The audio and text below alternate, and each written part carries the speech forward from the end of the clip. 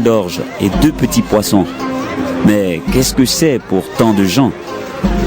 Jésus dit: Faites asseoir tout le monde. il y a beaucoup d'herbe à cet endroit et les gens s'assoient. Ils sont à peu près 5000. Alors, Jésus prend les pains, il remercie Dieu et il les distribue aux gens qui sont là. Il fait la même chose avec les poissons. Il leur en donne autant qu'ils veulent. Quand ils ont assez mangé, Jésus dit à ses disciples: Ramassez les morceaux qui restent. Il ne faut rien perdre. Les disciples les ramassent. Ils remplissent 12 paniers avec les morceaux des 5 pains d'orge qui restent après le repas. En voyant le signe étonnant que Jésus vient de faire, les gens disent: c'est vraiment lui le prophète, celui qui devait venir dans le monde. Mais Jésus le sait. Ils vont venir le prendre pour le faire roi. Alors, il s'éloigne de nouveau dans la montagne, tout seul. Quand le soir arrive, les disciples de Jésus descendent au bord du lac. Ils montent dans une barque et ils vont vers Capernaum, de l'autre côté du lac. Il fait déjà nuit. Jésus ne les a pas encore rejoints. Le vent souffle fort et il y a beaucoup de vagues. Les disciples ont fait à peu près 5 kilomètres. À ce moment-là, ils voient Jésus marcher sur le lac et s'approcher de la barque. Alors, ils ont peur. Mais Jésus leur dit: C'est moi, n'ayez pas peur. Ils veulent le prendre dans la barque, mais aussitôt, la barque arrive à l'endroit où ils allaient. La foule est restée de l'autre côté du lac. Le jour suivant, les gens voient qu'une seule barque est partie. Ils le savent. Jésus n'est pas monté dans la barque avec ses disciples. Les disciples sont partis seuls. Mais d'autres barques viennent de Tibériade. Elles arrivent près de l'endroit où les gens ont mangé le pain après le repas de remerciement du Seigneur. La foule voit que Jésus et ses disciples ne sont pas là. Alors, ils montent dans les barques et ils vont à Capernaum pour chercher Jésus.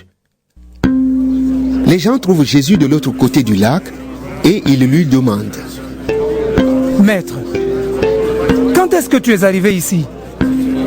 Jésus leur répond: Oui, je vous le dis, c'est la vérité. Vous me cherchez seulement parce que vous avez mangé autant de pain que vous avez voulu.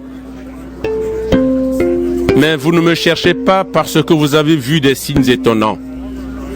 Ne travaillez pas pour la nourriture qui s'abîme, mais travaillez pour la nourriture qui dure et qui donne la vie avec Dieu pour toujours. Cette nourriture, le Fils de l'homme vous la donnera. En effet, le Père, qui est Dieu lui-même, a donné son pouvoir au Fils. Les gens demandent à Jésus: qu'est-ce que nous devons faire pour accomplir les actions que Dieu veut? Jésus leur répond: Voici l'action que Dieu veut. Vous devez croire en celui qu'il a envoyé. Alors, ils lui disent: Fais-nous voir un signe extraordinaire. Alors nous te croirons. Quelle action est-ce que tu fais? Dans le désert, nos ancêtres ont mangé la manne. On lit cela dans les livres saints. Dieu leur a donné à manger du pain qui vient du ciel. Jésus leur répond: Oui, je vous le dis, c'est la vérité. Ce n'est pas Moïse qui vous a donné le pain du ciel, mais c'est mon Père qui vous donne le vrai pain du ciel. Oui, le pain de Dieu, c'est celui qui descend du ciel et qui donne la vie au monde. Alors les gens disent à Jésus: Seigneur, donne-nous toujours ce pain-là. Jésus leur répond: Le pain qui donne la vie, c'est moi. Si quelqu'un vient à moi, il n'aura jamais faim. S'il croit en moi, il n'aura jamais soif. Mais je vous l'ai dit, vous m'avez vu, et pourtant vous ne croyez pas. Tout ce que le Père me donne viendront à moi. Et celui qui vient à moi, je ne le mettrai pas dehors. Oui, je suis descendu du ciel pour faire la volonté de celui qui m'a envoyé. Je ne suis pas venu pour faire ce que je veux. Voici la volonté de celui qui m'a envoyé. Je ne dois perdre aucun de ceux qu'il m'a donnés, mais je dois les relever de la mort le dernier jour. Voici la volonté de mon Père. Tous ceux qui voient le Fils et qui croient en lui vivront avec Dieu pour toujours. Et moi, le dernier jour, je les relèverai de la mort. Les Juifs sont en colère à cause de Jésus parce qu'il a dit: Le pain qui descend du ciel, c'est moi. Et ils disent: Cet homme-là, c'est Jésus, le fils de Joseph. Nous connaissons son père et sa mère. Comment est-ce qu'il peut dire maintenant: Je suis descendu du ciel? Jésus leur répond: Ne vous mettez plus en colère. Le Père, c'est celui qui m'a envoyé. Personne ne peut venir à moi sauf si le Père l'attire. Et moi, le dernier jour, je le relèverai de la mort. Voici ce que les prophètes ont écrit. Dieu enseignera tous les êtres humains. Tous ceux qui écoutent le Père et qui reçoivent son enseignement, tous ceux-là viennent à moi. Personne n'a vu le Père, sauf celui qui vient de Dieu. Lui, il a vu le Père. Oui, je vous le dis, c'est la vérité. Si quelqu'un croit, il vit avec Dieu pour toujours. Le pain qui donne la vie, c'est moi. Dans le désert, vos ancêtres ont mangé la manne et ils sont morts. Mais si quelqu'un mange le pain descendu du ciel, il ne mourra pas. Le pain vivant qui est descendu du ciel, c'est moi. Celui qui mange de ce pain vivra pour toujours. Et le pain que je donnerai, c'est mon corps. Je le donne pour la vie du monde. Alors les Juifs se disputent. Ils disent: Comment cet homme peut-il nous donner son corps à manger? Jésus leur dit: Oui, je vous le dis, c'est la vérité. Si vous ne mangez pas le corps du Fils de l'homme, et si vous ne buvez pas son sang, vous n'aurez pas la vie en vous. Si quelqu'un mange mon corps et boit mon sang, il vit avec Dieu pour toujours.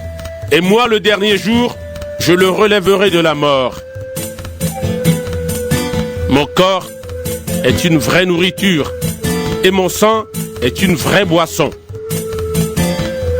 Si quelqu'un mange mon corps et boit mon sang, il vit en moi et moi je vis en lui. Le Père qui m'a envoyé est vivant et moi je vis par le Père. De la même façon, celui qui me mange vivra par moi. Voici le pain qui est descendu du ciel. Il n'est pas comme le pain que vos ancêtres ont mangé. Eux, ils sont morts. Mais si quelqu'un mange ce pain, il vivra pour toujours. Tout cela, Jésus l'enseigne à Capernaum dans la maison de prière. En attendant Jésus, beaucoup de ses disciples disent: Ces paroles sont dures à entendre. Qui peut continuer à les écouter? Jésus s'aperçoit que ses disciples ne sont pas d'accord avec ce qu'il dit. Il leur demande: Ces paroles sont un obstacle pour vous? Alors, quand vous verrez le Fils de l'homme monter là où il était avant, qu'est-ce que vous direz? C'est l'Esprit Saint qui donne la vie. L'homme tout seul ne peut rien faire. Les paroles que je vous ai dites viennent de l'Esprit Saint et elles donnent la vie. Mais parmi vous, il y en a qui ne croient pas.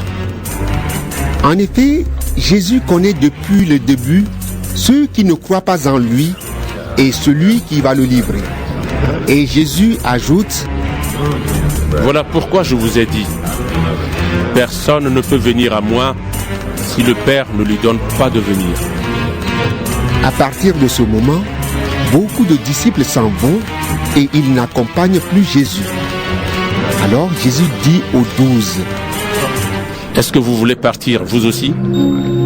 Simon-Pierre lui répond: Seigneur, à qui pouvons-nous aller? Tu as les paroles qui font vivre avec Dieu pour toujours. Et nous, nous croyons et nous savons que toi, tu es le Saint venu de Dieu. Jésus leur répond: C'est moi qui vous ai choisi, vous les 12. Et pourtant, l'un de vous est un esprit mauvais. En disant cela, Jésus parle de Judas, fils de Simon Iscariote. En effet, c'est Judas qui va livrer Jésus, et Judas est l'un des 12. Chapitre 7. Après cela, Jésus continue à aller dans toute la Galilée. En effet, il ne veut pas aller en Judée parce que les chefs juifs cherchent à le faire mourir. C'est bientôt la fête juive des Huttes. Les frères de Jésus lui disent: Quitte la région et va en Judée. Ainsi, tes disciples aussi pourront voir les actions que tu fais. Quand on veut être connu, on ne cache pas ce qu'on fait. Tu fais de grandes choses.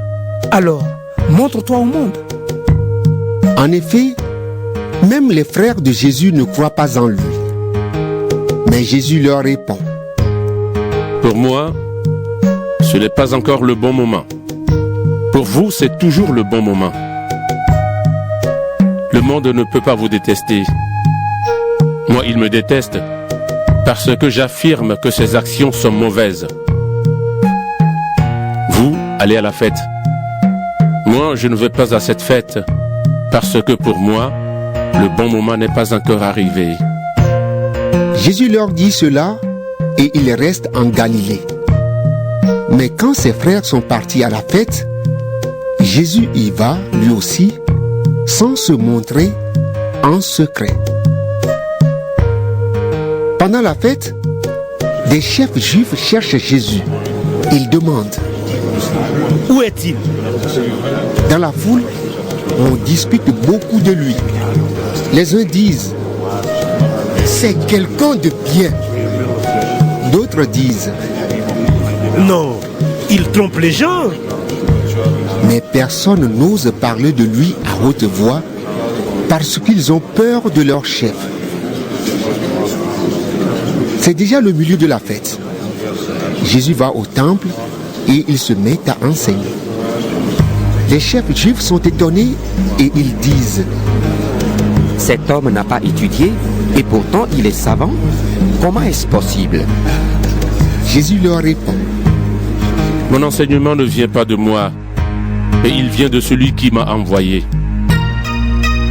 Celui qui veut faire la volonté de Dieu saura si mon enseignement vient de Dieu ou si mes paroles viennent de moi. Quand une personne parle, si ses paroles viennent d'elle-même, elle cherche la gloire pour elle-même.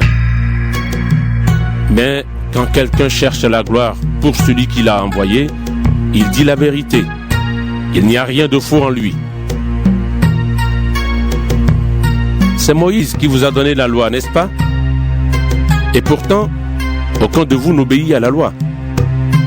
Alors, pourquoi est-ce que vous cherchez à me tuer? Les gens disent à Jésus: Tu as un esprit mauvais en toi. Qui donc cherche à te tuer?